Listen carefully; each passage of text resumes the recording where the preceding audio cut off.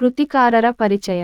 ಕನ್ನಡದ ಪ್ರಮುಖ ಕವಿಗಳಲ್ಲಿ ಚೆನ್ನವೀರ ಕಣವಿ 1928 ಒಬ್ಬರು. ಗದಗ ಜಿಲ್ಲೆಯ ಹೊಂಬಳದವರು. ನವೋದಯ ಮತ್ತು ನವ್ಯ ಮಾರ್ಗಗಳ ಸಮನ್ವಯ ಸಾಧಿಸಿದ ಕವಿಯೆಂದೇ ಪ್ರಸಿದ್ಧರು. ಕರ್ನಾಟಕ ವಿಶ್ವವಿದ್ಯಾನಿಲಯದ ಪ್ರಕಟಣ ಮತ್ತು ವ್ಯಾಸಂಗ ವಿಸ್ತರಣ ವಿಭಾಗದ ನಿರ್ದೇಶಕರಾಗಿ ಕಾರ್ಯನಿರ್ವಹಿಸಿದ್ದರು.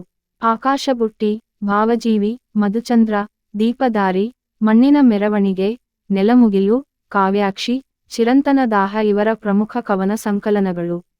ಕರ್ನಾಟಕ ಅಕಾಡೆಮಿ ಗೌರವ ಪ್ರಶಸ್ತಿ 1981 ರಲ್ಲಿ ಜೀವಧ್ವನಿ ಕವನ ಸಂಗ್ರಹಕ್ಕೆ ಎ. ಕೇಂದ್ರ ಸಾಹಿತ್ಯ ಅಕಾಡೆಮಿ ಪ್ರಶಸ್ತಿ ದೊರಕಿವೆ. 1996 ರಲ್ಲಿ ಹಾಸನದಲ್ಲಿ ನಡೆದ 65ನೇ ಅಖಿಲ ಭಾರತ ಕನ್ನಡ ಸಾಹಿತ್ಯ ಸಮ್ಮೇಳನದ ಅಧ್ಯಕ್ಷರಾಗಿದ್ದರು. ಗೆಳೆತನ ಕವನವನ್ನು ಚೆನ್ನವೀರ ಕಣವಿ ಅವರ ಆಕಾಶಬುಟ್ಟಿ ಕವನ ಸಂಕಲನ, ಪುಟ 35 ರಿಂದ 36 ದಿಂದ ಆಯ್ದು ಸಂಪಾದಿಸಿ ನಿಗದಿಪಡಿಸಿದೆ.